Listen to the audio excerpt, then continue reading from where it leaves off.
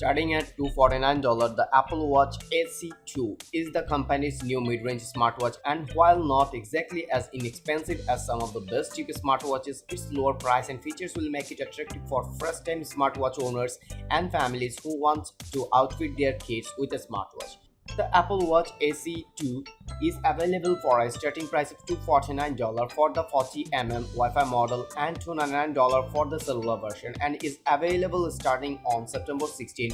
That's $30 less than the starting price of the Apple Watch SE in the US. Since the Apple Watch 3 isn't sold in a cellular version anymore, the Apple Watch SE 2 GPS plus cellular is the most affordable way to free an Apple Watch from any of the best iPhones. That makes the Apple Watch SE 2 a good choice for family setup if you want to outfit your child or parent with a smartwatch for communication and safety controls. The Apple Watch SE 2 will come in three finishes: silver, midnight, and starlight. The Apple Watch SE 2 is one of the three new Apple Watch versions coming in 2022, along with the Apple Watch 8 and Apple Watch Ultra Iraq variant. The SE2 will have the same processor and motion sensors as Series 8, so Apple says the SE2 will be 20% faster than the original and will support crash detection. In addition, it will offer high and low heart rate notifications and fall detection, two features that were present in the original Apple Watch SE. However, the SE2 won't have all the Apple Watch 8's tools, like the Apple Watch blood oxygen application. The SE2 also uses second generation optical heart rate sensors, whereas the Apple Watch 8 and Watch Ultra have third generation sensors. The first Apple Watch SE also had an always-on altimeter, compass, and fall detection, so we expect that SE2 would too. However, there is no always-on display as can be found in Apple's higher-end smartwatches. The original Apple Watch SE design is basically an aesthetic recreation of the Watch 4. Even though it doesn't pack an ECG reader, it's still more like the Series 4 than Apple Watch 5, since there's no always-on display. The SE2 will look basically the same as the first Watch SE, offering the same display sizes. The screen is 30% larger than the Apple Watch 3. It will be available in three colors and has a redesigned back case made of nylon composite materials to match the front bezel. The SE2 will come in two sizes, 40mm and 44mm, and will have a retina display with a rated brightness of 1000 nits. It's also water resistant to 50 meters. The battery life of SE2 to be the same as with most other Apple Watch models, around 18 hours, but a new low battery mode, which is rolling out to all Apple Watch models Series 4 and later, will provide up to 36 hours of battery life. Much of the Apple Watch performance is centered around watchOS. The first Apple Watch SE can be updated to watchOS 8, the latest version of Apple's wearable software, improving the messaging options, adding support for digital keys, and welcoming the mindfulness app. When watchOS 9 is teased at the next WWDC, you will have a better sense at what the Apple Watch SE2 experience could look like. It also looks like the Apple Watch SE2 marks the end of the Apple Watch 3. 4 years later, it was more than time to retire the third generation Apple Watch.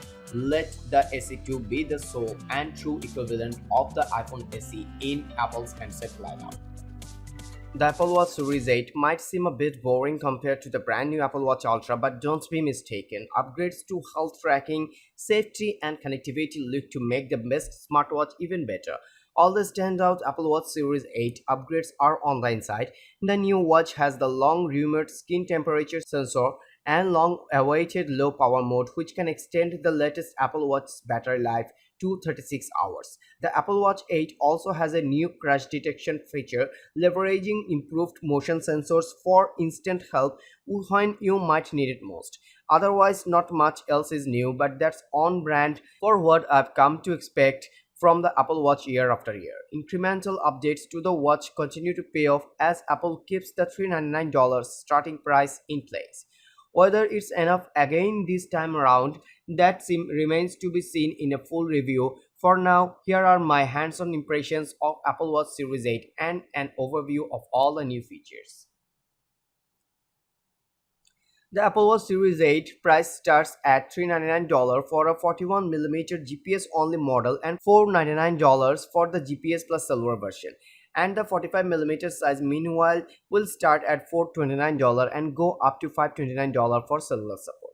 There are two additional Apple Watch models to choose from this year, the $799 Apple Watch Ultra and $249 Apple Watch SE 2022. You might recall the Apple Watch SE started at $279.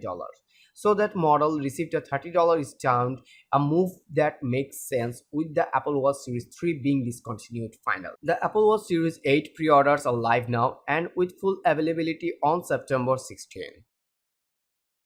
The Apple Watch Series 8 looks identical to the Apple Watch Series 7, sporting the curvier chassis and thinner display bezels that debuted last year. This screen is optimized for the new watchOS 9 faces, though there are no additional faces for Apple Watch Series 8.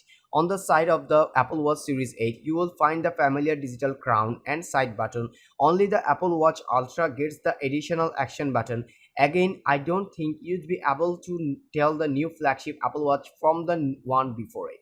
That is, unless you pay close attention to the colors. The Apple Watch Series 8 colors include midnight, silver, starlight, and product red. Blue and green watches are no longer, though I don't feel one way or the other about the departures. Besides, customization comes by finding the best Apple Watch bands for your style. I've already tested the new features, but let's take a closer look at the skin temperature sensor Apple is introducing in this update. The skin temperature sensor informs two areas of Apple's health suite: sleep tracking and cycle tracking. For sleep, deviations in baseline overnight temperature might help you keep tabs on what external factors impact your regular rest. Think traveling or drinking alcohol. But perhaps more compelling is how skin temperature readings advance fertility tracking. Changes to wrist temperature have been proven accurate indicators of probable ovulation. Whether you are trying to conceive or monitoring conditions such as polycystic ovarian syndrome, predicted ovulation based on skin temperature readings, though Apple Health and Apple Watch seem to make great use of the new sensor. As for privacy, all cycle tracking data is secured with end-to-end encryption and data can be deleted at any time. You also have control over who you share your health data with.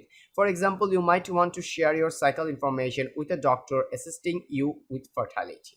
Crash detection isn't new Apple Watch Series 8 feature. I hope anyone ever has to test, but regrettably car accidents happen. Apple Watch has had false detection and emergency SOS features for some time, but crash detection is a new kind of safety tool made possible by upgraded motion sensors in Series 8.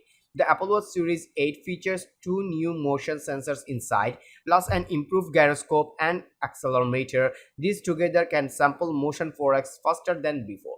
So the watch will be able to detect a crash precisely as it happens, and in the unfortunate case of a crash, the Apple Watch will automatically call emergency services and notify your emergency contacts. Though it's a somber thought, quicker help could be a matter of life or death.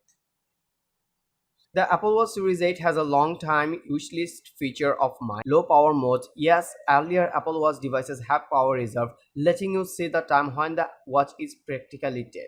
But borrowing a handy setting from the iPhone, the Apple Watch's new low power mode will disable certain power draining features while leaving the device still mostly usable. In my time with the watch, I was able to toggle on low power mode from the control center, being prompted on which features would be compromised. The main one is the always on display, which makes sense. With low power mode, the Apple Watch Series 8 can last up to 36 hours. Otherwise, expect the same old 18-hour lifespan between charges. I'm definitely interested to see how or if low power mode changes my Apple Watch charging schedule. When stationed at the demonstration table with the new Apple Watch devices, the Apple Watch Ultra is the first one I reached for. That's not a knock to the Apple Watch Series 8. I did eventually try it on. The skin temperature sensor, crash detection, and low power mode seem like good additions to the experience. Will they be enough? Stay tuned for a full review of the Apple Watch Series 8.